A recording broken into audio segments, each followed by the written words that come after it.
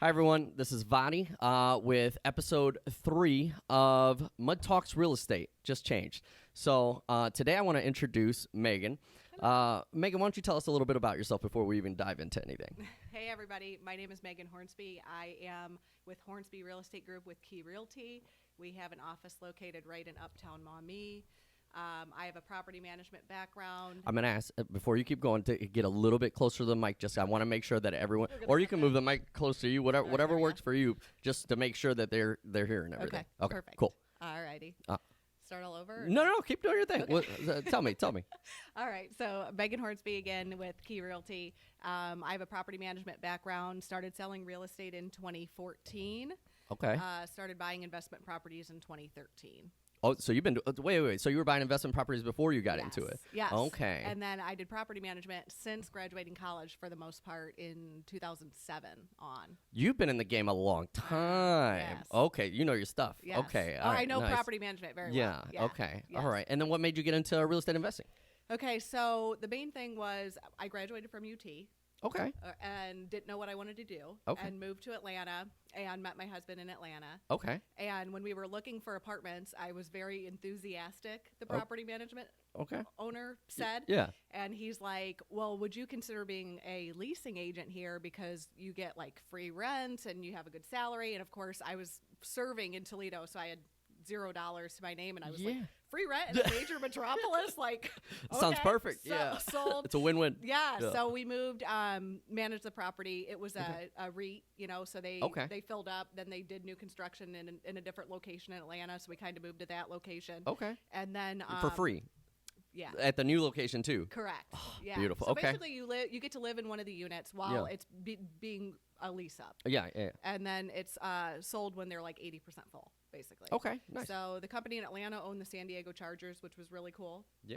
And then the market crashed because of the Great Recession. Mm-hmm. Aubrey, at the time, my husband, was working for the New Home Guide or Apartment Guide magazine, if you remember, like back in the day. Yeah, when you had paper stuff that you read in. Yes. Oh, okay, yeah, I remember those days. So yeah. he sold apartment advertising or new home advertising, but the market crashed. So instead of letting him go in the Atlanta market, they offered him to move to the San Francisco market.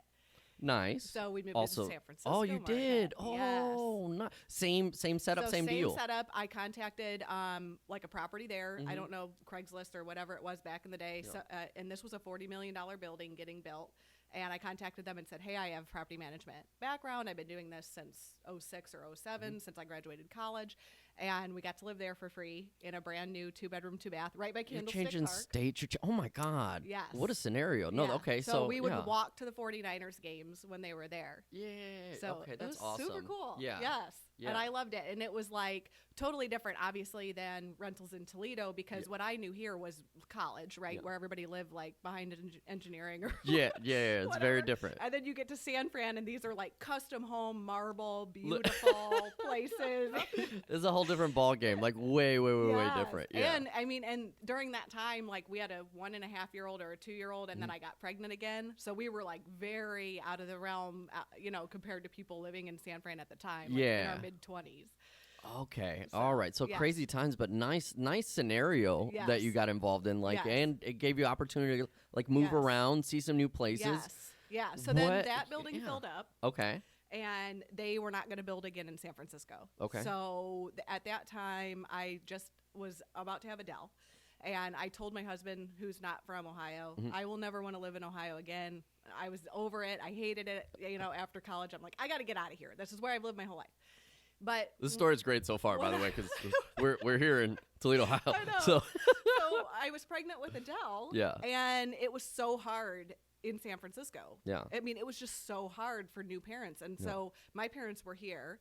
And I was like, you know what? I'm going to come back here and I'm going to have her. Was it hard, like cost of living or like situation of? Yeah. So basically, when that building was bought, they were like, well, you can stay and you can live here, but we can only give you like 15 or 20% off. Okay, they changed it up. We were talking about in 2010, it was like $3,700 a month. So there would be no $3,700. Take a minute to kick in my mind. $3,700 a month. And again, that's like coming out of the recession. So there was no way that we could afford it. Yeah, that's so tough. I came back to have Adele, and my parents really were helpful with the kids at that time. So now we have a 2-year-old and a newborn. And we were like, I was scrolling Zillow, you know what I mean, or whatever.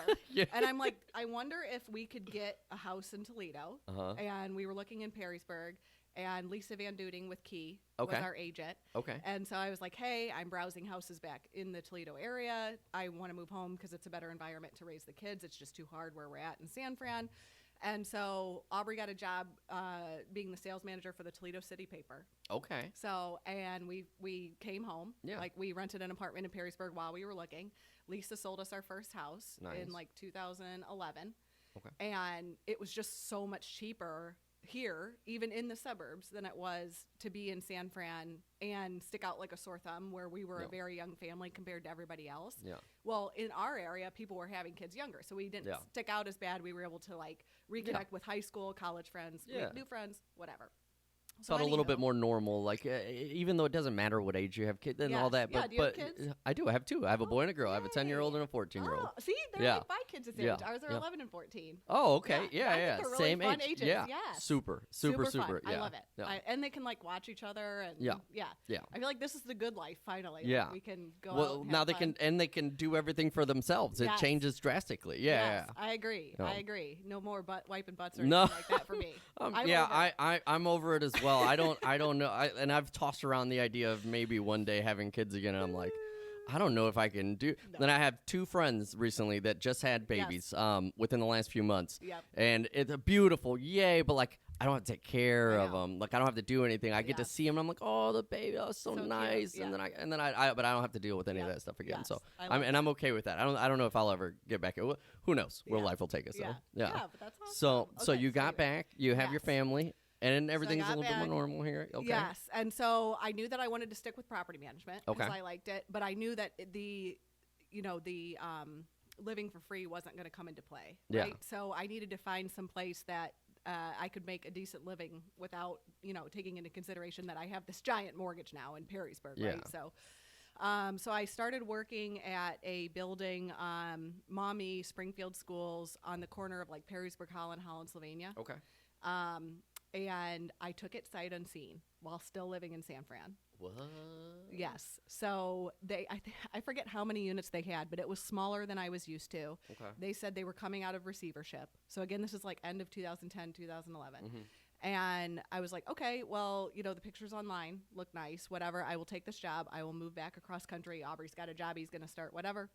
And the first time I pull up to the property, pretty much all the buildings are boarded up except one. Like legit boarded up. Yeah. That's a scary So sight it's like to a come huge- back to, it's like- especially leaving the Yes. site you just had I to know. that. Yeah. That's scary. Yes. So, and you come back where Toledo's like struggling too. Like there's a lot of blighted properties. Like one area that I used to love going to was Point Place. And I just remember it being so beautiful in college. Like I worked at Matthews Ford. We would go party in Point Place. I was really familiar with the East Side and, everything else. And then you leave. And then you come back, and when you come back during, like, when it's coming out of a recession, and I'm trying to show Aubrey, like, oh, this is going to be It's not nice. so bad. It's not that bad. And then you get here, and it's so blighted, and it's, like, bleak because it's December and January, and you go to Point Place, and, like, it's frozen over, and you see the smokestack, and there's tires in the lake, and everything. I'm like, what did I get myself into? Wait, what month did you come back? Like, December. Was that a December, choice, or January. was that just the situation that It you was were in that you had to just come back? Because if that was a choice, that was you do not want to. Your Yes. initial, if you're trying to show somebody, hey, Toledo's, I know. Worst time. December, I forgot. January, it's just like a cold, bitter time It was here. so Yeah, bad. it's rough. I literally forgot. I'm like, I forgot what this was like, basically. But Yeah. so they kept pushing me to start. And so Okay. I get there, and they were like, here, the maintenance or the contractor, one of them was like, here's the keys. The owner is never here. They live in Cleveland or Akron or whatever. We just want you to fill them up. Like, we're going to renovate them, and as we're renovating them, we want you to fill them up. Okay. And so I'm like, okay. So it's just me. Like, it's me needing to hire a maintenance person, a cleaning person. There's no leasing agent. It's just me. That's rough. That's rough. It was good and bad. Like, I had done it before, so it was, and the rents are like $600, $700, and it's just learning all the Ohio laws, taking the Ohio Fair Housing classes and things like that, because I wasn't in real estate in Ohio until coming back. Yeah. So it was only me. So the good news is the economy started getting better. Okay. The property gets full. Okay. So I get bored. So I'm like away from the kids. I'm working 9 to 5, and I have nothing to rent. Yeah. Like, I'm literally sitting there all day, every day. So I start getting back online, looking at real estate prices, looking at other investors who we are networking with and things like that. And I'm like, wow, people are buying houses for like the price of a car. And then they're renting them out for like $600, $700, $800 a month. And I see how fast our apartments are going. You know what I mean? So I'm like, we should start investing in real estate too. Love it. But we had no money, and we lived paycheck to paycheck. And our Perrysburg mortgage was half of what we made every month. Okay. Yeah. We had no idea So how a tight scenario. property taxes were, how you'd have to pay school tax, all that stuff. So we took out a home equity loan. Good move, though. That's a good move, but a lot of people are scared to do that. Scared, totally scared. Yeah. So, understandably so if you've never done something like that or don't understand it truly. So did you do some homework before you got to that point? I got hooked up with my mentor, who is Mike Welch. I don't know if you know him with Remax Preferred. I do not, no. So he had been with Remax Preferred forever, and they owned, I would say, 150, 200 properties at the time. Like, he owned a ton of units. Okay. So the home equity line allowed us to have $10,000. So I had $10,000. That was it. Okay. So Mike basically took me around Toledo. Yeah. This was in like 2012, 2013. Yeah, I was gonna say 10,000 back in those days. There were some houses in that there was actually a lot of houses in that range. We got pre-approved, and he took me out. We saw like 5 houses, and he literally was like, "I'm busy. If you don't make an offer on any of these houses, I'm probably going to, and I'm not going to take you out again because it's not like I'm busy." Oof. Yes. Move. So literally, I got a pre-approval from PNC, and we bought a house for $30,000. Okay. And we used our home equity line to put down on that house. Down. Okay. And that was in the North End. Okay. In like Polish Village. Okay. What made you go that route? I didn't know Toledo. Okay. I just knew, I probably don't want to be by the university. Yeah. Right? Like, I'm like, that's college-y. I know I don't I want to think have the people opposite like way, yeah. But we had like foam parties and shit. Okay, I got Like, I did not want to you're have like, renters wait, like me, no, I got you. Okay, that's understandable. Yeah. So literally, we were like, let's get somewhere. And this house was a one-owner house. A one-owner house. Okay. So it sounds good on paper, right? Yeah. So we stuck a for rent sign in the yard and rented it for like $725 a month. And our mortgage with taxes and insurance was like $250. Wow. So I'm like, oh my gosh, you're winning. Yeah. We're gonna make like $500 a month as long as the tenant pays on time. Yeah. And then it just snowballed and snowballed and snowballed from there. Okay, nice. So, good stuff, though. And That's super like, good stuff. Well, I should just get licensed and help other investors, and then also be able to collect the commission for what I'm selling. Yeah. So 100%. Good moves. Yeah. Very good moves. So would you say that the investing is what made you want to get the license? Like, after seeing what 100%. It was, you were like, oh, okay. Yeah, because at first it was literally just knowing that I had I was building a network of people, both local and not local, who were interested in investing because we saw that you could get a better return than investing in the stock market or whatever at the time. So, and there was a plethora of houses. Yeah. And especially with out-of-town people, I was like, look, I can set up like 10 showings, send you a video tour, and then you buy 1 or 2 of them. That's easy. Yeah. That's easy to do. You know what I mean? So. Yeah, there were a lot of houses on the market at that point. God, so, like, it was definitely a buyer's market where you could, like, choose. I literally remember going out being like, okay, we're going to go see 10. We're going to write on 3. We're going to hope to get 2. Okay. Now it's like, we're going to go see 2. We're going to write over list on 1, and we probably won't get it. It's a completely different ball game. I know. It's a completely different ball game. And I wasn't in the market, or I wasn't a real estate agent then, but I've always had my eye on the market and what it's been and the opportunities. And it's just completely different. It's tough right now. Mm-hmm. Inventory is so low that it's creating what we have now, where everybody's competing on everything that comes out. Yep. Any new house that comes out is like people are already ready for it. Like, and you haven't even said anything about the house. Like, people don't even know what condition. Like, no pictures. Don't worry about it. What's crazy is just the amount of like sight unseen offers too. Like, it's just like, wow. Yeah. Wow. Sight unseen, waiving inspections, waiving everything, waiving appraisals, waiving all those things. It's scary, especially if you have a client. Like, your job is to protect your client as much as possible. And you're like, you should definitely still do an inspection. It's tough because we're suggesting it, but not suggesting it. So it's like, we think you should do an inspection and obviously have your appraisal. However, you're not going to get the house if you do those. So let me know what you want to do. Yep. You know what I mean? That's 100%. So now here's one thing that I do though. Like, I'm very for inspections, and I tell them in this market it's just hard with everything going on. But I do tell them, hey, I can inform and put verbiage that we're not going to do the inspection other than for like looking for a foundation problem or a structural problem. Yeah. And I'll even talk to the other agent and say that along with the offer. Hey, I just want you to let you know, yeah, we do want to do an inspection on the home, but we're not trying to get anything fixed or ask for any seller costs. Like all we're trying to do is figure out if the foundation is good and the structure is good. Yeah. Because it would suck to get into a house. So do you just put verbiage like, we'll buy it as is long as there's no structural issue? I put inspection only for looking for structural integrity and foundation problems. Yeah. Other That's than that, strategy, yeah. Because I don't want them to miss out. So, like you said, if you do the inspection, a lot of people are missing out. They're like, I'll take the one without the inspection. Right, Well, what if I'm right on par with it? Right. I only want the inspection just to, also it gives my buyers a list of things they need to fix later on with the house. Right. Hey, that electrical outlet. Hey, that light. Or hey, that faucet. All those little things that, maybe you don't want to take the time or you don't figure it out until you go and see it. Right. This inspector is going to catch all that stuff, and now you have a cool little list of things that you can do later. Right. And also, it doesn't hurt us from getting the property or trying to win. Again, it's a very competitive market, so you could waive the inspection, waive the appraisal, waive all that, give $20,000 over, and still lose right now in this market. Right. It's you got to play it comfortable, but still safe. I can't. Agree. Yeah. So it's a tough. couple times we've had either the contractor or the inspector do the initial walkthrough, like where I was with them. So that way they could look through and say, okay, I don't see anything with the roof, the structure.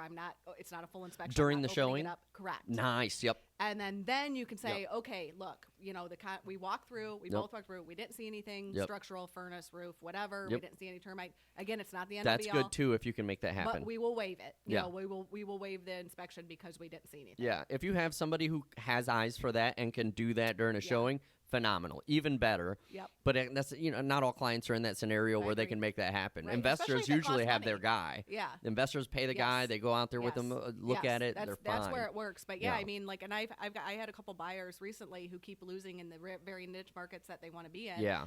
And I'm like, you could try to pay for an inspection as we're going through, but then it's a $400, $500 gamble. Yeah. Because what if you end up doing your inspection, and saying we're going to waive it because you're comfortable moving forward, but then we don't end up getting the house. So it's a catch-22.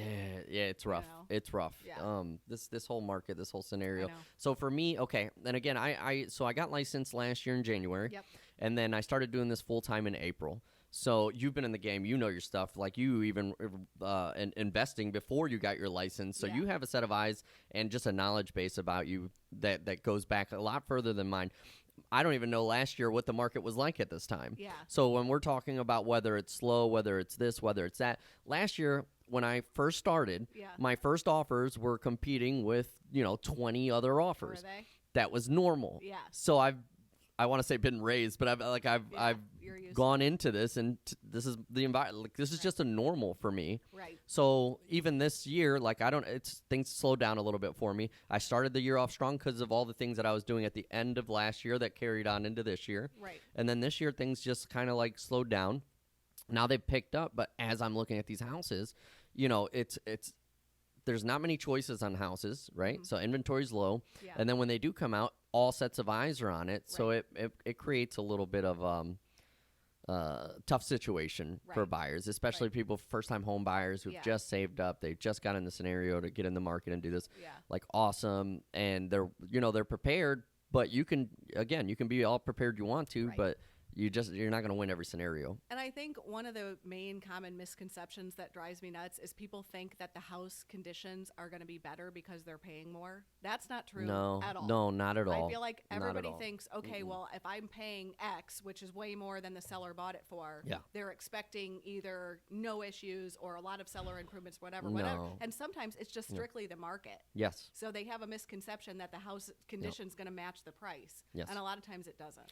And another thing that comes along with that, and a conversation that I've had to have a lot, is the value of the houses. Yeah. And they're like, the house isn't worth this, but the market, we don't dictate. Like, you don't get to pick. I don't get to. None of us get to pick. Right. The market dictates what the houses are worth, and the market is telling you these houses are worth that. I know. Like they're going through that. How many times are you looking through the sold listings and you're like, holy shit, how did that sell for that?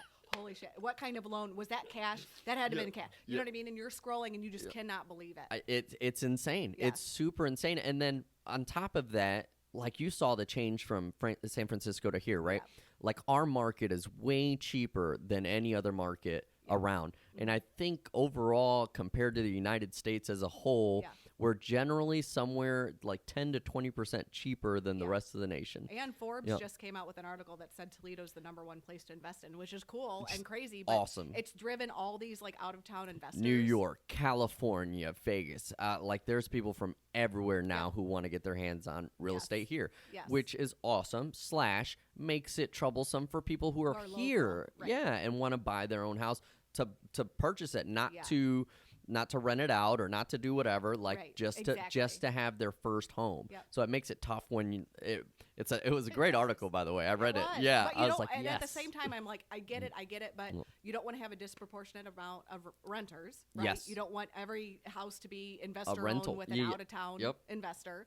You know what I mean? Because then you're concerned about, again, blighted conditions, not being maintained or whatever. So it's tough because they're coming in with cash, and nobody's going to want to go with Joe Schmo who works at Chrysler's FHA offer when somebody from California is doing $10K over cash. With cash, exactly. Waiving everything else because they already had their guy go through. They already looked at it. They're fine waiving it. They don't have to get it appraised. It's all it's just a scenario that it's tough for the local market. It really is. Again, this is something that's going on all over the United States. So it's not like just us affected right now. Inventory is just low overall. And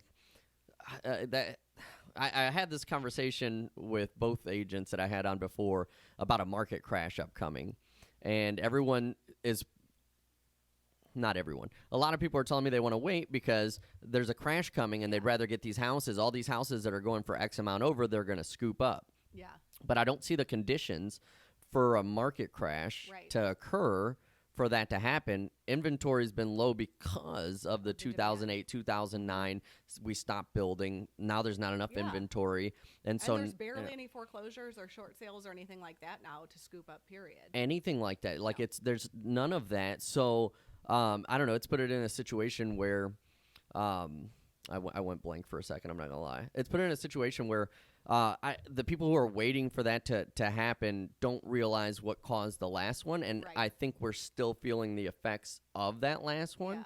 And so I don't see the houses going down. All that to say, like, I don't see it, even if no matter what happens, like, I just don't see them going down. There'd have to be a catastrophic event, which can always happen. None of us know the future. Like we don't know what's going to happen. Do you own but investment properties? I do not own investment properties. But you're interested in that. I did when I was younger. I got into it. So I'm bilingual. I speak both English and Spanish. And my stepdad owned investment properties. He had 5 of them.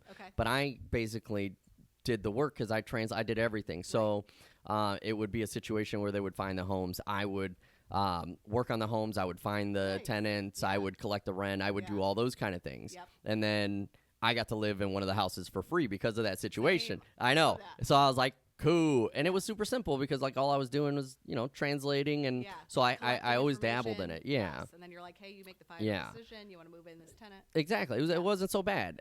This was in my early 20s. Yeah. And then, what is it? Like 3 years ago, me and some friends got together. We bought a property. We fixed it up, sold the property, made some money off of it. We're like, cool. It's like if I get my license, I'll know about these properties and I can be in the game a little bit better and we can make better decisions moving forward. Right. So I was working at Buckeye Broadband at the time, and then I started studying to get my license. Yeah. And then when I started studying, I was like, this is the job. I was like, this is great. This is like all the things I love to do, and like and you get paid for this. Like it's not work for me. So so once I saw that, I was like, okay, well, let me just get my license. And my plan was to work at Buckeye and keep doing flips, things like that. And then the job was amazing, and I was like, maybe I can just focus on actually making this a career, just making this long term. And so my last year has been focused on picking other agents' brains, learning how everything works, trying to get again, this is a long-term move for me, so I just want to get better at it, build a good foundation, and then I want to get back into investments. But right now, that's a tough one to get into as well, just because it's hard to find that deal. And so I got to get used to the fact, and any investor is going to have to get used to the fact there's never a right time to buy. Yeah. So you just have to make the move and make it happen. And it's hard moving the needle up. It's hard for me to be paying what we're paying now Yeah. even though the numbers still work. Yeah. It's hard because I'm like, dang, that was last on the market in 2017 and it Yeah. was $40,000 cheaper. Yeah. Like, and you know that the house looks exactly the same as it did then. You're just paying more for it now. Yeah. That's what I think is hard. It's hard for everybody to wrap their brain around. Is Yes. you're moving your needle up Yep. because of the demand, because Yep. there is no inventory. But if you look back 20, 30 years and look back 20 years before that, like that's the direction the housing market goes, is up. Right. That's why real estate is such a good investment. Right. Is because they do go up over time. Yeah. People are just seeing it as a sudden move up, which it is. It really is just Yeah. because of the competition on everything. But long term, houses are going to go up in value. So even if you purchase one now and you feel that you may have paid too Overpaid, much, if you got an appraisal done, then we obviously they went in, they checked, they said that yes, the house is worth what it is. I 10, 20, 30 years down the line, I only see that moving up. Right. I see little spurts along the way. It might drop down, go back, but long term, you're looking at properties going up. Right. So I don't think I'm going to find the right time, but also since things have slowed down for me, and this is my career. This is how I get my paid now. You know what I mean? Yep. Like I'm also scared to invest. And what if Right. things stay? You know what I mean? Yes. So that's the position that I'm in, and I'm waiting to feel it out before I make that move. Right. Yeah, Right. 100%. I hear ya. The big one that I want to get into, and like this is a conversation that I've tried to have with a lot of people, and everyone tells me the same thing, is Airbnbs and why they're such a bad idea here, right? But I don't agree with that. But I don't have facts either way. Right. But I've heard you have Airbnbs here. How many Airbnbs do you have here? So we have 3 and 2 more under contract. 3. Okay. Well, I shouldn't say under contract. So we have 3 that are up and running. We have a 4th that we're waiting for a long-term renter to move out so that we can put it on Airbnb. And then we have a 5th that's under contract. That Okay. I bought last week, believe it or not. Congratulations. Yes. Nice. Pennsylvania Super area. nice. Yes. Oh, super nice. Yeah. Okay. I saw that. I saw the post. So the 3 that are up and running, Yes. what area were those purchased in? And was there Okay, a reason for you purchasing it in those areas? Yes. Okay, so my biggest thing is I get great satisfaction. So like my why is turning dilapidated properties into beautiful properties again. And also on some of our flips, those flips have been the catalyst of raising neighborhood values, right? Beautiful. That's So, a good like, feeling right I there. think back to like 2017. Yeah. I was scared to death. We did our first flip in the Toledo Hospital area. Again, it was still somewhat blighted. Mm-hmm. There was still vacant properties. There were still boarded up properties. There were still run down properties. But there's beautiful properties there. Yeah. And we bought a property on Gunkel, and I had several agents who I would always, when I was new, I picked people's brains too. Yeah. Oh, I want to try to get 120K over here. I'm going to make this property super nice. I want to get 120. And people would say, oh, no, I don't think you can do that. No way. Nothing sold for over 100. No way. Blah, blah, blah. Well, it sold for 120. You know what I Okay. mean? So I'm like, okay, I know my shit now. Yeah. I'm not, a newbie. Yeah. So we started buying long-term rentals, or Okay. just normal rental properties. I call them long-term now just because we have the Airbnbs. Yeah. In neighborhoods like that are stabilized, that could use some help, that we can make them really nice. You get a decent tenant. And some tenants would really take care of the properties and the efforts that I would put into the properties to make them almost like an elevated rental that would draw in a better tenant. Yeah. And some of them would destroy them. Yeah. And it's very, very hard. And I still, if you have any advice on how to not take things personally, I take things personally. When I see my hard work, and this Yeah. at the time, I was physically at the properties working quite a bit. Yeah. Like, and learning how to do things. Yeah. Working with my parents, because I brought them into the business. I've So- seen some of the accent walls that you've done. I've seen Yes. some of the stuff that you've done. You're Yes. creative, and it's Creative. super, I love super that. nice. So I love it. So when someone has a fire, or someone has a flood, or someone the house gets broken into, or the tenant gets evicted, it really, really drags me down. Yeah. It really bothers me. I Yeah. try to not let it bother me, but it does, because I was raised to return people's things better than you were given them. Yep. Nothing was ever handed to me. I did not grow up in an affluent family. My whole real estate business is self-made. So when I move in somebody and they're face to face, like, oh, I love this house. I'm going to be here forever. I can't wait to take care of it. And 2 months later, they're not paying and it looks like shit. It's hard that's to rough. not. It's That's hard. rough. You know what I Yeah. mean? And obviously, you want to keep growing and keep going. And I'm a glutton for punishment too, where I'll say, okay, I'm going to take a break from this now, and then all of a sudden I see a house, I'm like, I have to have it. You know what I mean? So that's Yeah. the hard thing being Yeah. in sales too. But so anyways, so we had been in the long-term rental game for a while. We'd sprinkle in some flips there if it made more sense, but we always bought flips that we could also have as rentals in the off chance that it didn't sell. Okay. So as I post more and more to social media, I get people that reach out all the time. We want a short-term rental. I need a short-term rental. I don't want to sign a year lease. I don't want to sign 2 years lease. Realtors reach out to me all the time. Hey, I have a client, they're building, they need something for 3 months, or they're moving here and we're going to look for 2 months, or whatever. That's awesome. And literally, I'd be like, well, why the hell would I want to move somebody in for a month or 2 months or whatever, and charge my $900 and then have to turn it, be worried that they're going to destroy it, whatever. Go through everything all over again. Yeah. Right, and it's just not lucrative. And we were, at the time, like, the rental market was picking up. Okay. And this is like in the past couple of years. So we would get people on a 2-year lease really easy. So I would just turn down people who were really willing and able to pay simply because they couldn't stay in the house for a year or 2 years or whatever. Okay. So last year, all of our rentals are in Toledo. We hadn't had any in any of the suburbs because we couldn't afford it. We couldn't make the numbers work. Yeah. So, we would have properties in Toledo that would cash flow the same as a property in Perrysburg, but we would pay 3 times as much in Perrysburg. So why not buy 3 properties in Toledo? You know what I mean? Especially when you could get a decent clientele. So last year I was working with a client who is a friend of mine, and she owned a nonprofit for a kidney donation. Okay. They do it's called the Alliance for Paired Donation, where they match up people that need kidneys. Nice. Okay. And she kept saying, like, hey, we are in desperate need of housing patients outside of like hotel rooms. It's not good for their mental health to be stuck in a hotel room during the pandemic. Is there anything that you would consider doing short term? We would move. I have a patient right now that needs one for 3 months, and we're willing to pay a premium. And just let me know if you'd be willing to buy anything that would be a nice, quiet house, for my patients. Okay. So we live in Maumee. This house pops on the market right down the street from us, and it's a 2-bedroom, and it's lower priced, and obviously it's still higher than what we'd pay in Toledo. Yeah. So we were like, this might be one that could work on the short term, where we could charge a higher daily rate, but not lock people into long-term leases. Yeah. So we buy this house, we move in one of our patients, and it's double to triple the return as a long-term rental. And I'm worried if people are going to maintain it or not or whatever. Yeah. And we go in. After they move out, it looks decent. Yeah. So I shit you not, I pop it on the Airbnb website, which I had no idea how to use, so I just kind of feeling my way through it. Yeah. I get my normal real estate pictures taken. Yeah. Make it a really nice description where it looks great, and of course write that it's walkable to everything in Uptown, it's walkable to the river, like welcome walleye fishermen, whatever. First, I would say 4 or 5 days on the market, it had 7 or 8 reservations. What? On Airbnb? I swear. On Airbnb. Swear. Okay. Swear.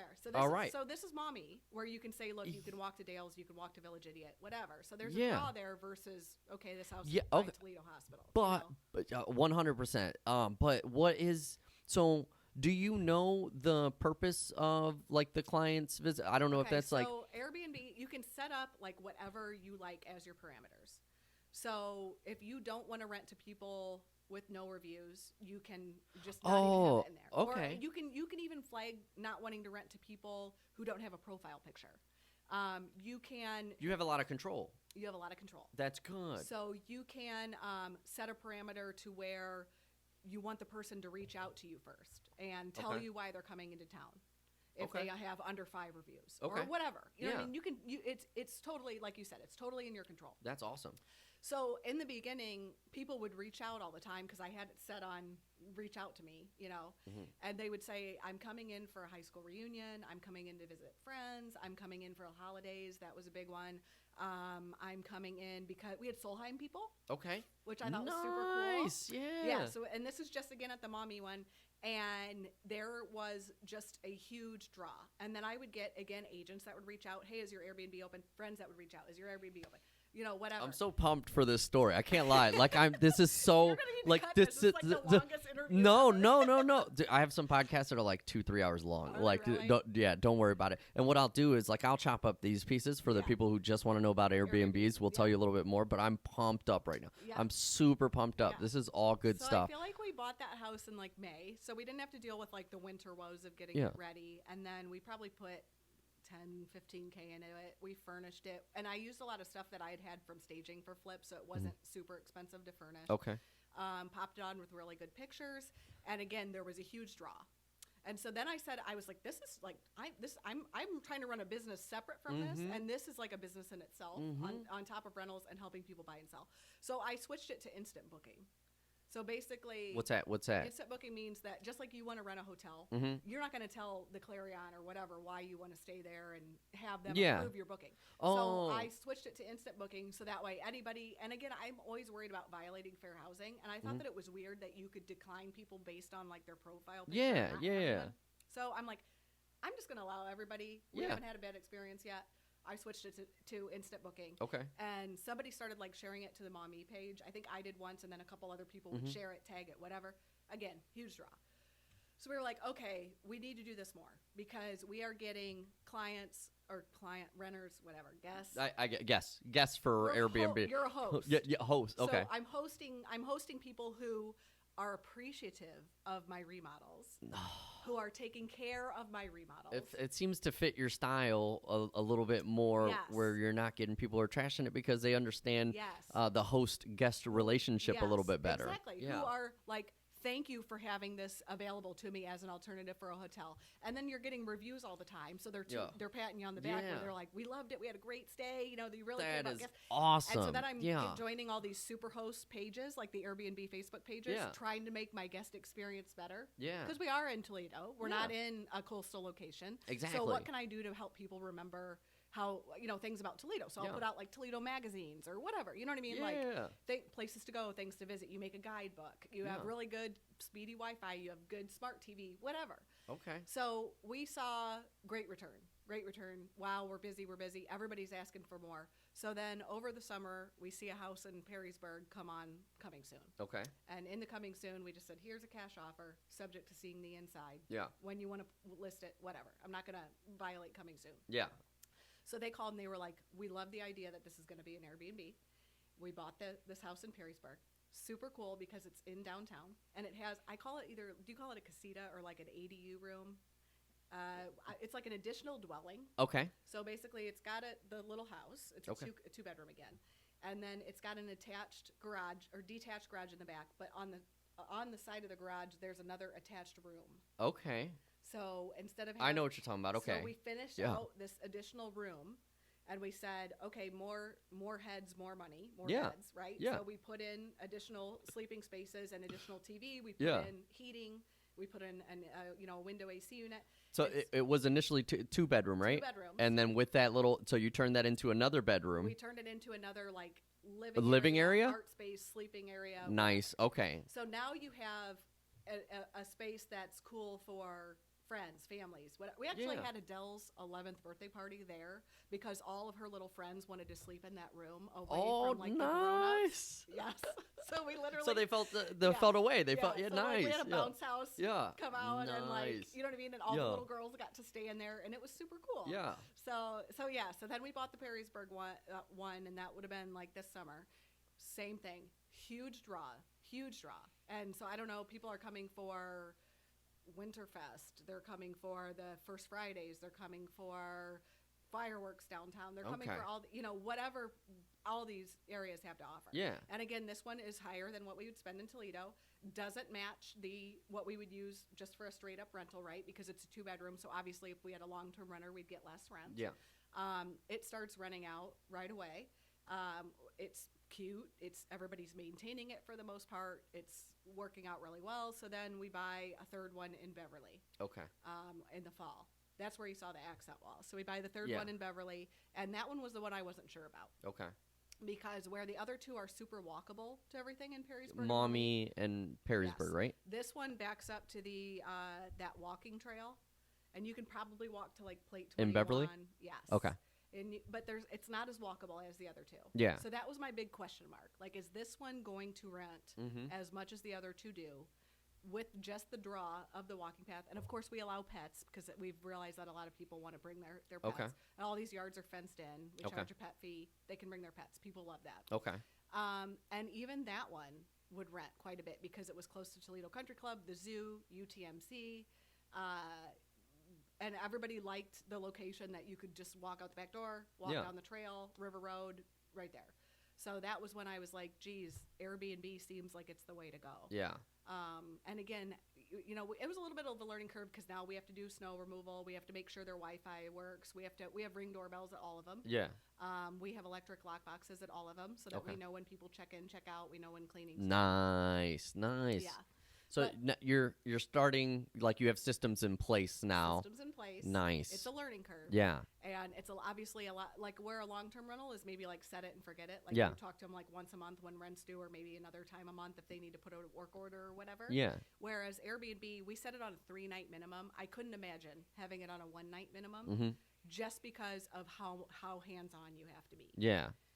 And having a good cleaner is the catalyst of it being successful. Okay. So, because just like, I mean, you're not held to regulations like a hotel, Mm-hmm. but I put myself in the guest's shoes, and I'm sure you would too, where Yeah. I'm like, our cleaner needs to make sure there's not a hair in the shower. Our cleaner everything. Yeah. You have to do everything every time. Yep. So that is like the main thing of you have to understand that this is a business in itself. Yeah. And you have to be a lot more hands-on than say a long-term landlord. Do you have a maximum stay? Because your minimum No. is 3-night stay. Dude, we're getting No people maximum. that are staying for like over a month at a time. Okay, so travel nurses, huge. That- Travel that- nurse. I've been talking about that one. I've been talking about that, especially right now. Like, that's a big Yeah, and deal. We'll give like certain discounts to people who are That's in the medical awesome. field or want to stay for longer or whatever. That's awesome. I'm fine yeah. doing that. But as far as discounting it to where it would be for a long-term rental, no. Because No, then it doesn't make sense it anymore. doesn't Yeah. at all. Yeah. I mean, they wouldn't even make the 1% rule. And Yeah. these are all, again, they're 2 bedrooms. They're in great locations. Yeah. They work on that kind of a platform. So, and then I thought about, like, should I put them on VRBO too and allow cross-booking? Yeah. But if they're already that booked up on Airbnb, I think it would be too hard for me to try What- to manage it on VRBO What's too. that booked up? We're really booked up. Like, so like this month, next month. Okay, like- so I don't like I feel like I book things maybe like a month in advance, Uh-huh. 2 months in advance. Yeah. So that's kind of where we see the most reservations coming through. Like for the next month or two. Month or two. Okay. We have we have a lady who's coming to stay in the Mommy one for 3 months over the summer. Oh, we get snowbirds. Okay. Or like reverse. Like we have a guy. They want to come for the snow. No, like we have a guy who we actually have been getting repeat guests. Believe Okay. it or not. So we have a guy in our Mommy one. You've been doing this how long? Since May or June. Yeah. And you're getting repeat. Yes, 2, 3, 4 times. So and again, I love the repeat guests because I'm like, if they left it nice when they left the first time, they're gonna leave it nice again. Yeah. There's not a question. Yeah. So so we have a guy who like lives in Cape Coral, has family up here. He's older, 60s, drives up, stays for like 10 to 15 days, and then goes back down to Cape Coral. And Nice. he's like here right now, and he's already booked to come with us 2 more times. To stay with us 2 more times. Nice. That's awesome. So you get it's a very eclectic mix of people. What you want to stay away from is people who are trying to do like a special event Yeah. at their house, or people that want to do like a party or Yeah. like a family reunion at the house. Those Yeah. always make me nervous. So there's and it's a learning. We've had a couple instances where people didn't follow our house rules. Yeah. And that's always frustrating. What are so when they don't follow the rules, like what kind of rules? Let me ask that first, I guess. So just like our long-term rentals, we're just like, hey, don't smoke in the house. Okay. Don't smoke in the house. We don't want you to smoke weed. We don't want you to smoke cigarettes, cigars. Nothing. whatever. No kind of smoke to damage the No. paint and everything actually in the house. Yeah. And again, it goes back to me being really upset Mhm. when I see my beautiful work, and Yeah. then now I'm furnishing them, right? So Yeah. not only am I putting all my That it's not like a rental. This I'm is furnishing yeah. them too, and then when you have somebody that smokes inside or doesn't pick up after their Yeah. pet or leaves a mess, Yeah. I'm just like, why would you do that? Yeah. Like I'm not a hotel. You know what Yeah. I mean? Like it's and here's a good tip. If you get some and you make your guidebook or your rules, Okay. say welcome to our home, welcome to my family's house, whatever, Okay. so that it's Something that feels like a more home, not personal. like a not yeah. not Okay. like, hey, this is a corporate business. Who cares? We'll Yeah. just leave it trash. Yeah. But more I like, gotcha. We're your neighbor. We're Yeah. we're a quarter of a mile away. Yeah. Welcome to our home. It paints a little bit of a better picture than like, hey, this is a place to just party at for the I weekend. gotcha. You know I what like mean? it. Yeah. So that's like a big thing. But yeah, Um, learning curve there. What? So that's one of the rules and what happens if they break one of these rules or regulations? Let's say they smoke in the house. Let's say There's they not do much damage you to the can do. house. Does Airbnb kind of handle any of that? Do you have to report? Like, how does that part work? So the only thing I think the Airbnb platform super easy to use. Mm-hmm. I love it. It's very easy to use. It's mobile friendly, great on your phone. Okay. I love hearing the little ping where somebody reserved it. Yeah. The problem is, Bet you do. or when it says it pays me out. Or Yeah. whatever. But the problem is, there's no accountability because there's nobody local, like, or even in the States. Like yeah. when you call Airbnb customer support, Yeah. you're talking to somebody in another country that you can Like a barely call understand. center somewhere else. Correct. Yeah. Correct. Okay. And the thing is, then it leaves owners exposed, in my opinion, because let's say you get somebody who totally trashes the house. Mm-hmm. You can file a claim with Airbnb, but they probably won't pay. Okay.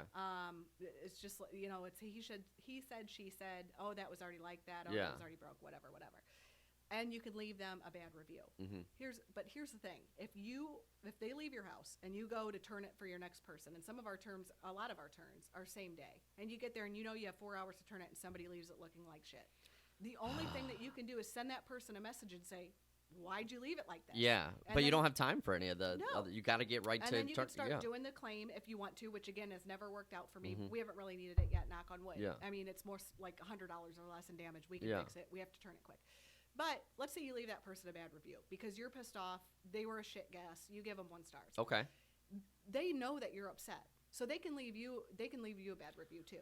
Oh, Even though you- that's a bad even though system in me- place. I know. So even as the host who has 5-star reviews on everything, everybody Mhm. says it's clean and perfect. That guest, who was truthfully a terrible guest, Yeah. can leave you a bad review in Airbnb. Just as out of spite. out of spite. And Airbnb does not remove it That's because they say guests, no matter what, guests have the right to leave the review. yeah. That's what sucks. That's okay. That's not the minuscule in the grand And then scheme you're of calling things, somebody in but a call center being like, "Hey, this person left me a bad review because they destroyed my home." yeah. And knew that I was upset about it. I'm trying to charge them now Yeah. for damages, whatever. And that's one of the open holes. Is there a deposit or like something that they? Yeah, so you can charge them a deposit. Uh-huh. It's up to them if they want to still reserve your place. Okay. With the Do you deposit, charge a which- deposit? I do not. You don't. What about for pets? Yes, we do charge a pet fee. Okay. Well, that's separate than a deposit, though. Yes. Okay. So, and a lot of it's keeping the rate to where it's similar to a hotel. Mm-hmm. Like I don't want to overprice it to where staying in one of our houses is way more than staying at a nice hotel in the Yeah. area.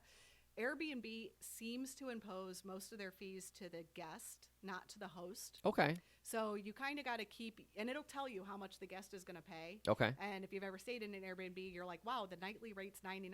I'm staying for 3 nights, but why am I paying $500 something? Yeah. Well, it's because you're paying a cleaning fee, you're paying a service tax. Everything you're else gets paying, added on. Yeah. whatever. So you really have to hone in where you're priced well, not too cheap, not too expensive. Yeah. And again, it's With the Toledo. other costs added in as well. Yes. So it's not just what you're charging; it's what the end charge is for the Correct. guest. Yeah. Correct. Okay. So that's one of the things too, because obviously you're paying Airbnb Mhm. to be on part of the platform. Yeah. So you want to kind of have that middle ground, and it'll suggest pricing for you. Mhm. I've adjusted our pricing several times. Okay. Just to see what happens. If I raise it and I don't get very many bookings, I'll lower it. Yeah. If I have it low and everybody's booking it crazy, then I'll raise it. When you're on there, do you see, I don't know if it's competition or what it would be, but do you see the other Airbnb houses that Yeah. are available nearby? Yes. Are there a lot? So that's no, not a lot. No. Mm-mm. You're going to take over the market. You're going to take Not a over the lot. Airbnb market. But I think that it's one of those things where people think that it might be good in theory. Mhm. And I have people that reach out through Mhm. the app that say, okay, I own a house in the area. I see that you're Airbnb-ing this. It looks really easy. I should do this instead of selling. Can you give me your cleaner's number, your maintenance number, this, that? And I'm like, wait, you want me to have you be just direct competition? Yeah. Yeah. So literally I'm like, okay, what field are you in? Yeah. Like, are you in a real estate related field? Yeah. Because you have to, it's a 24/7 Yeah. response. Yeah. You have to be on it available at all times. Yes. Yeah. It's a 24-hour response. So if you're like, wow, this seems like easy money, Yeah. it is if you're willing to put in the work. And that's Yeah. the thing is you have to understand the psyche There's no such thing as easy money. No. Even easy money is not easy. Like anything requires a level of work to it, and people risk, are looking and for risk. the how do I give you this and then I just get money and then Yeah. that's it. Yeah. And that doesn't exist. Otherwise, we'd all be doing it. Yeah. So there's always a level of work that you have to be Yeah. conscious of, whether it's you're renting them long term or Yeah. Airbnbs or any of Anything. it. Yeah. It's all Yeah. it's all risk. It's what you're willing to go on. Yeah. You know what I mean? And like I said, we've had not a lot of experience with it. We've had great experiences where we Yeah. have people that come back 2, 3, 4 times. We have people that have stayed for a month, 2 months, Yeah. 3 months. We've had awesome guests who refer us to other people. We have Nice. great reviews. But then you have people who don't leave it nice, who try to get you to discount it or whatever. Yeah. And there's been a lot of things where we're like, where'd all the coffee go? Where'd all the toilet paper go? Yeah. Where you're like, crap, and then you Yeah. have 4 hours to turn it. And Yeah. So, I'm in real estate. I'm not working a 9 to 5 Yeah. where I'm like, oh my God, somebody's coming today. Yeah. I gotta, I'm available to do that. Yeah. That would be, the question that I would have for people who aren't in the industry who are interested in doing it. Yeah. Like, are you willing to forsake everything else that you want to do Yeah. in order to be available for this property? Yeah. And then the more properties, obviously, the more things that can come up, the more turnovers there's going to be, the more Yes. properties you have to And get so that's- ready. And That's why yeah. I'm gonna set it to a 3-night minimum because Yeah. to me, and here's another tip, I feel like it eliminates people that are coming to party. Okay. Right? Because when I was in college, if I wanted Yeah. to rent a place, I would do it for one night. One night. I'm Yeah. gonna You got to trash get out of this there. place. Yeah. You got to get out of there quick. I'm not gonna Yeah. stay for 3 days and like piss Yep. off the neighbors. You know what I mean? Yep. So we do it for a 3-night minimum, and even a 3-night minimum is usually less expensive than a hotel, even Okay. for the guest. But you're getting more beds. Yeah. You're getting a washer and dryer. You get a whole home. And a whole home. You get a private home. residence. Yeah. Yeah. So I think do you think getting too many properties can be a problem for Airbnb? I mean, because like rentals is not so bad because you can a year Yeah. lease, a 2-year lease, Yeah. like you said, you contact like once a month. Yeah. It's not so bad. Hopefully, as long as everything goes smooth. Yeah. But with an Airbnb, it seems like okay, 2-3 properties, you're gonna have some turnovers. You got to make sure everything's clean. You got to make sure everything's Yep. good. If there's an emergency, you have to run over. You got to take care of Yes. that. Now you're Which is managing cool. 3 Now, if you're doing 10, calendars. 15, 20, 30 of these, like Yes. it seems like it might be a little too overwhelming. Right. So are you looking for a balance on that? Are you Yeah, so that's why, like, again, when we were talking about Florida earlier, Mhm. yes, in theory, Florida's Mm-hmm. coastal. You can stay there when you go down too. In theory, it works. Yeah. But it's so hard to manage something in Ohio in a different state. Yeah. Like, to me, I have and can walk to 2 of my 3 Airbnbs. Okay. So I can have, for me, it's like getting eyeballs on them. Mhm. If I can get my eyeballs on them, it makes it a hell of a lot easier. Yeah. And, if I can get eyeballs, it's like, If you had not the as right many person moving in another parts. state, it wouldn't be so bad. But you'd have to have it'd have to be somebody who'd adhere to your standards of what Yes. you need done and with that the always will property. have your best interest. Yeah. You know what I mean? So that would be the tough part, I think, especially having something out of state is if you had that connect with Yeah. somebody, then you'd be golden, right? Yeah. But finding that person to have that, now that's a little tougher, yeah. yeah, because your ratings depend on how well it's cleaned, Yeah. how easy it was for them to check in. Were there any problems, anything like that? Exactly. So So- it could go downhill real quick if you don't have the right people in place. Exactly. Okay. Exactly. And for me, having them where we live was a lot easier to manage than having them far Yeah. away. So I want to make sure that I get all of these questions. And I heard you say earlier that when you were looking at your Airbnbs, you were looking at 2 to 3 times the return Yes. that you're getting than renting. Yeah. How often is this like a monthly? This has been so far so good. Like this Yeah. has been the case every time. Yeah. And so booking out, it's 2 to 3 months ahead, and nobody books 5-6 months ahead. Yeah. You know, So well, not many Airbnb people, will I'll pay say, out but so Airbnb pays out the host the day after somebody checks in. okay. So they're physically going to be occupying. Oh. Like Airbnb collects the money, but pays out the host after the guest basically says, "I've checked in, everything's fine." So they pay beforehand when they book it, right? Yeah. So So- they put in their credit card or whatever when they book it. They have it You can held. set your cancellation fee to whatever you want. You know what I Okay. mean? If you want to give them a partial refund, no refund, Well, 48 hours before, whatever. Yeah. But yeah, so Airbnb doesn't pay out the host until after the guest is checked in. Okay. So you're not making any money unless Until the they're in guest there. is like, yep, this is what I expected. Okay. Yeah. Cool. So, but yes, it's so, and all these Airbnbs were like, hey, if shit hits the fan and they're not renting, we can throw them on the long-term rental market. They'll rent. They're just not going to cash flow as well as our long-term rentals do. Okay. You know what I mean? Because they're 2 beds. Yeah, but still. But even so, and I think 2-bed work way better for Airbnb, especially for people who are just looking for a short term in town for whatever reasons. You said right now travel nurses is like the big one. Any other specifics or any other? I would say because that's the only one that I think of when I think of why people would come here for any kind of work. Also, industrial. We have a lot of factories here, and we have a lot of people that come from out of state, out of country. People that are on like a Jeep assignment. Jeep, Norplans, BP, Johnson & Johnson. There's a lot of places. People that are coming like on assignment. Exactly. Yeah, we've gotten quite a few of those. Oh, you have? Okay, okay. Yeah, or just at least people will inquire and say, well, how close are you to BP? Okay. Because that's another one of the reasonings that I could think is like, okay, travel nurses. We have a lot of different factories around, so something like industrial. Yeah. What else? An event, maybe some event. For sure. Yeah. Like, but what events? You know what I mean? Like, what? Oh yeah. So we've gotten a lot of like, my kid has a gymnastics competition or a wrestling competition or a. Oh, I'm so in town people for coming. baseball or whatever. It works. Yes. Airbnb works. To all the people who have been saying that it doesn't work, it works. Yeah. It works. It's awesome to hear, though. And it's just like whatever the person's preference is. Like I will, when I go someplace now, I'll look at a hotel or I'll look at an Airbnb. And I'm not trying to take business away from hotels. I just know that Toledo has. Yes, you are.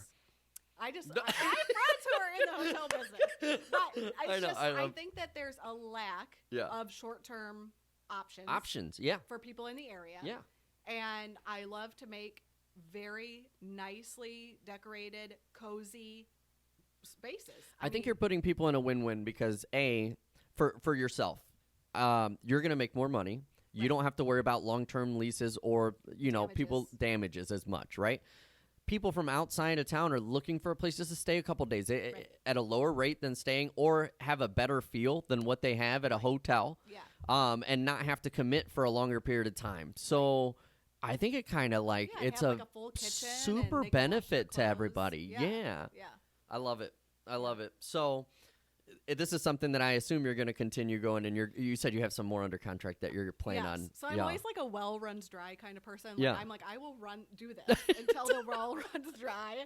Like, and then, but you always, I think it's less risky. Again, if you're in the industry, you understand the industry, you have the time to devote for it. And then obviously you just want to, I like to make people happy. I want people to walk in and be like, oh my gosh, this is so cozy. It's so nice. It looks good. It smells good, whatever, because that's what I've seen the pictures. I see what you do with them. You put a lot of attention on those houses. Like, it's not just like, hey, go paint that whatever color. I see you asking people what their opinions on color. You're on social media. You do a phenomenal job of engaging and also letting people kind of help you make these decisions and what works out better. So it's like, what are you looking for when you go to stay a place? You know what I mean? Like, it's like a comfortable bed, lots of towels. Like, I want it to be clean. You know what I mean? So nice. And one of the main things that I read when getting on all the Superhost pages or whatever is to like be your own guest. Like, stay at your Airbnb. And be like, what is this? What do I wish it had? What is it lacking? What would be a cool feature? That's a great idea, actually. Your own guest. Yeah, because then you'll figure it out real quick, and you're like, I need to have the kink in my back. I need to put on a. That mattress, no bueno, no bueno. Yeah. Exactly. Okay. Good stuff. So do you have a number in mind, or are you just playing it and seeing how long, like how many before it becomes troublesome? Because I assume once you're gonna hit a certain number somewhere where you're just like, all right, this is it. This is my end game. Like, I don't want to do it for this many properties. Are you just kind of? There's a number in mind. It's more so like letting the properties come to us. Yeah. Like if it's something that works out great, if it doesn't, great. I'm not saying like I don't give myself like, oh, I have to have 7 by the end of 2022. No arbitrary numbers or anything like that. No, it's more so finding houses that I'm like, okay, would somebody want to stay here? Could I make it really cute? Yeah. And would there be a draw in either it being a flip, a rental, Didn't you pick up like a brick older, like very older home a couple months ago? Was it brick? I've seen you pick up some properties that just I picked up some turds. some distressed. I was gonna say distressed. I was looking for a proper word for that, but like I've seen you pick up some stuff that are like. It seems like you got a lot of work ahead of you for those. Are those the ones that you seem to enjoy the most? So I love historic homes more than anything. I really, really, really love understanding Toledo's history or Mommy's history or whatever.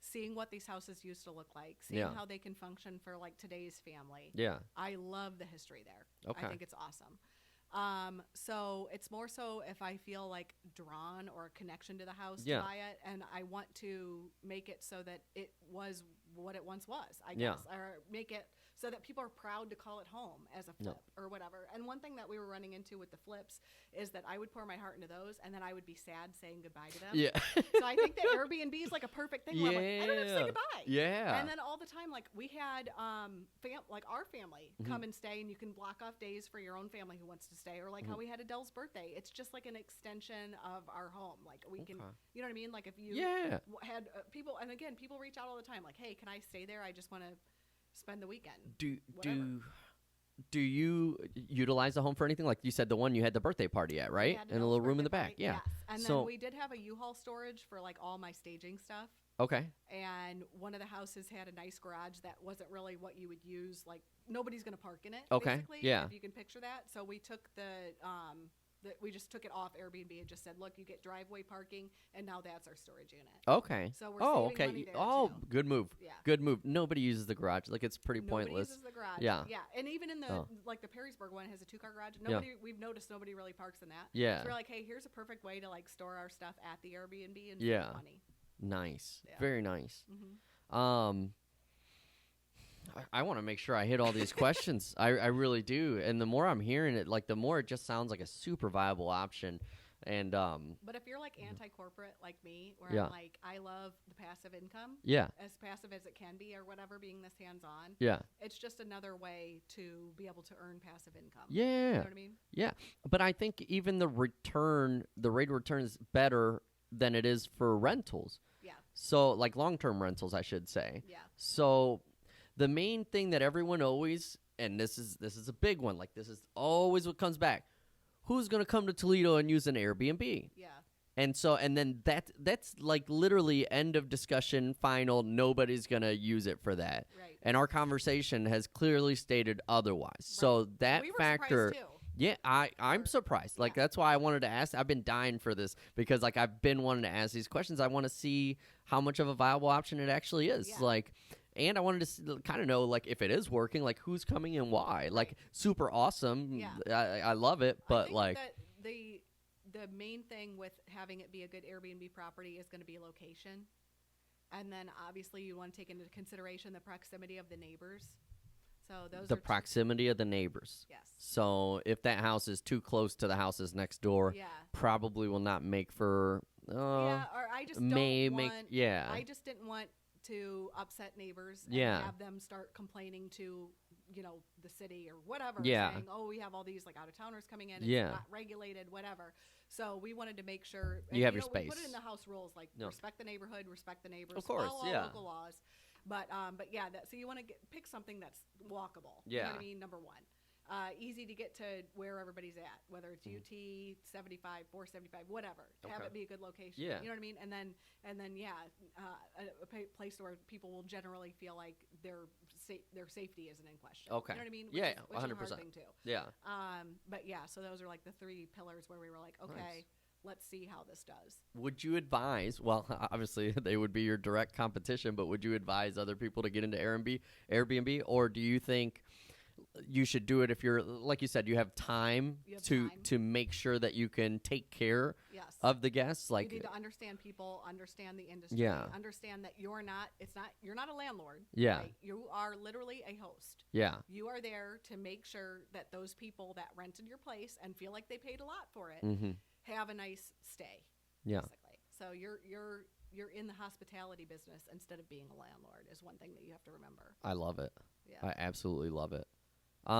So you've changed my mind. Well, you've helped me come to a decision because it's something that, again, if I've talked to other people about it, but nobody's doing it. Yeah. And so this is all speculation up until this point. Right. And there's really only one argument against it, which is, the numbers wouldn't make sense because it wouldn't be filled because people wouldn't come here that much to utilize the property. Right. And 2 to 3 months, or excuse me, 1 to 2 months booked out is clearly saying otherwise. Yeah. Yeah, so I mean, if that's some of the days are open and you're making a better return than you would make on the long-term rental market, that's what would say, okay, let's keep it as an Airbnb. But always have a second, a backup plan too. Yeah. Would you say, which would you give a tougher job to, being a real estate agent right now at the time, or handling the rentals or the Airbnbs, or like you doing all three? Seems my life is the shell game.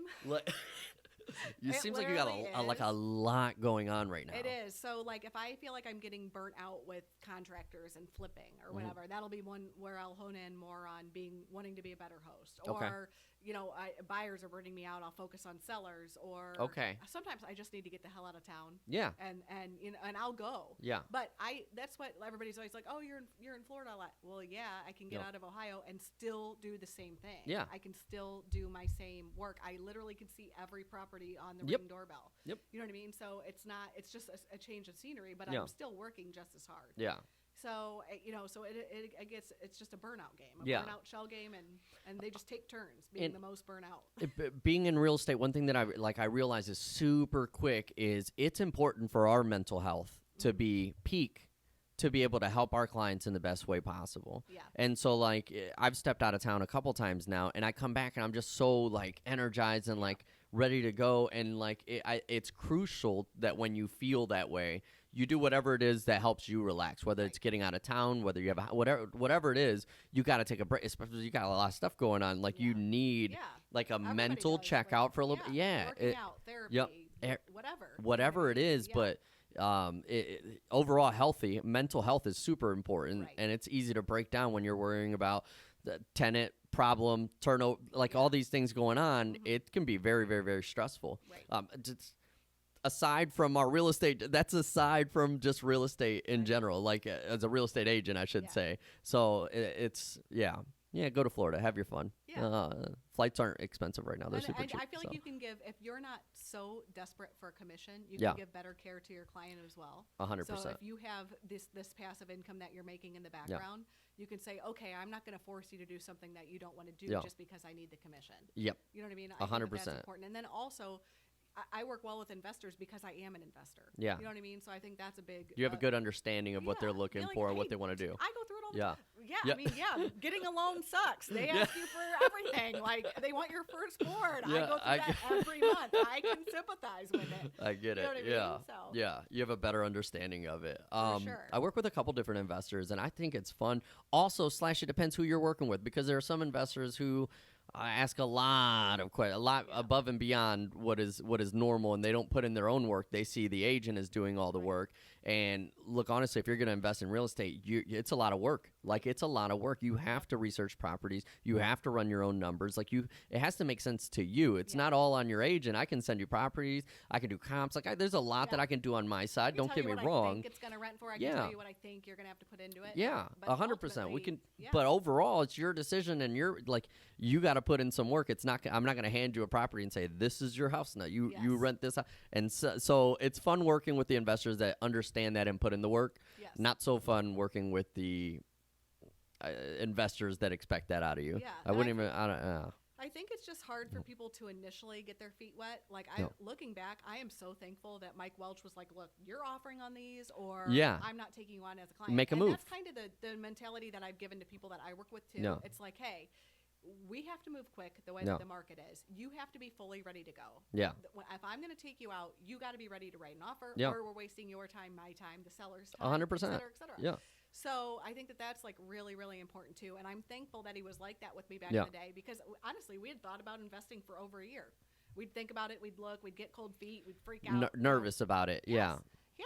So, I mean, and then all of a sudden you do the first one and it's almost like an addiction where you're like, I have to get another one. I have to get another one. Especially if it goes well. Like, then you're like, oh, wait, and that's okay. why I would never encourage anybody to get like one rental and then stop, because it's so hard to like let's say the furnace goes out. I Mm-hmm. mean, you spend $2,000 on a furnace. That's probably 4 or 5 months of your rental profit, Yeah. if not more. Yeah. That's immediately gone if you only have one. Yeah. Well, that blow isn't as bad if you have 10. Yeah. You know what I mean? Yeah. Yep. So Yep. That was always more. And the important odds to of us all too. 10 furnaces going bad are very low. So it's Yes. going to be one furnace, but you still Yeah. have the income from 10 properties. Exactly. So it takes care of the Exactly. emergency a little bit easier. Yes. Yeah. Yep. I can see that. But getting the first one, I think, is the toughest one. Mhm. I don't think the 2 through 10 is so tough. Yeah. But I think the first one is just like the unknown. The unknown always scares everybody. Even, like I said, the Airbnb thing. Because I think when I get back to the point where I start investing, I think I'm going to aim more towards that market than anything else. I just see it as, again, a win-win. There's people that do need to come for certain events, do certain things here, Yep. and I think the return is going to be better than a rental long-term. And I always thought about, like, if we did have a big lull and you take on a client who's relocating or Yeah. something like that, and you sign a buyer agency agreement, they're committed to buy a house with you, and they say, look, I need a place to stay Mhm. for the next 2 or 3 months while we're out looking at houses. You can say, okay, look, for X dollar amount, I'll give you a great deal on my Airbnb. You're committed to buy a house, whatever. It That even would be puts you in a another avenue. position to be able to help people out a little bit better. Exactly. Like, yeah, Yeah. nice. Yeah. For sure. Yeah, I'm not seeing the downfall. I'm not seeing the downside. I'm sure there's some little trinkets in there, but that comes with anything. There's nothing that's 100% like Yeah. just good. I think it's having a nest egg for your kids. Yeah. Having a supportive spouse. Like Aubrey Yeah. fully trusts me at this point to make an offer without him seeing it, or a lot of times he'll go with me to see him or whatever too. We make it a family affair with like my Yeah. parents, and I think getting more eyes on it. Nice. Or whatever makes it less nerve wracking. Yeah, You have the yeah. support of your whole family. 100%. And now there's more experience, so obviously, like, the Yeah. trust is there because you've done this. You kind of Yes. know what's going to happen, or Yeah. at least have an idea of how to proceed from there. Yeah. And like you said, you're a little bit more comfortable because you do have the passive income, so like Yes. it doesn't put as much pressure on you, Exactly. which lets you think a little bit clearer. Yeah. Yeah. Yep. For I sure. like it. I like it a lot. Was there anything else that like you would want to tell people? How can they reach out to you? By the way, I know you're on social media. Yes. What all social medias do you have? Because I have you on Facebook, and I think that's it. Yeah. So I post on Facebook the most for sure. Okay. For Yeah. sure. I see you post on there all the time. Yes. So like I That see is that. Yeah. That's my main channel, I would say. I'm trying to get into the TikTok with the kids Yeah. helping me, but Yeah. No, you're progressing from your Trying. first video to the last couple videos. Like you're Trying. progressing for I sure. just don't know if I could get to the point where I'm dancing and giving advice I at the same no, time, which no. is like the TikTok Yeah. channel. I can't, no. But what I'll do is like I'll take pieces of this and put this on TikTok because these Oh, are there you good go. conversations, Yeah. and they seem to do well. Just to little bits of information that people can have, Yes. maybe link out to the show, whatever it is. Yeah. You're probably So- better than that than me. For sure. Yeah. No, I'm not doing any dances. I can tell I you know, I that. feel like I'm an old dog trying to learn new tricks. It's not gonna I'm happen. like, So. "What? Can you put yeah. California Can- Love can- on the back of my video? Oh my goodness. So, Facebook's your main one. TikTok you're trying on. What else? Text me probably. Text you? Okay. All right. I'm going to link up all your info in the description so that you guys can reach out if you guys do have any questions, or if you need a Yes. real estate agent who knows a little bit about investing. There's your girl. Me too. I'm just saying. Yes. So I appreciate you guys' time. Yes. Thank you guys. Thank you. Bye.